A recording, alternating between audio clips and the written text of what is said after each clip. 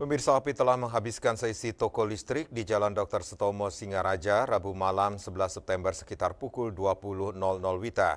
Meski tidak ada korban jiwa, musibah kebakaran itu menyebabkan kerugian hingga ratusan juta rupiah. Bahkan peristiwa itu membuat kalang kabut pemilik toko di sekitarnya.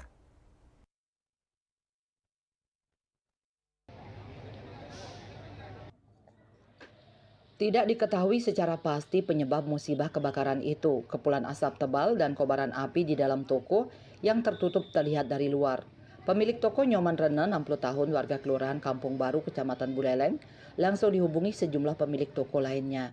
Ia menyebut 30 menit sebelumnya toko telah tutup dan karyawan pulang. Kobaran api yang besar di dalam toko akhirnya dapat ditangani petugas pemadam kebakaran yang datang ke lokasi dengan menggunakan 3 unit mobil pemadam kebakaran yang menyemprotkan air sekitar 1 jam lebih, hingga kemudian dilakukan pendinginan dengan menyisir bara api yang tersisa. Hingga Kamis pagi kondisi luar bangunan toko masih utuh dan ditutup garis polisi.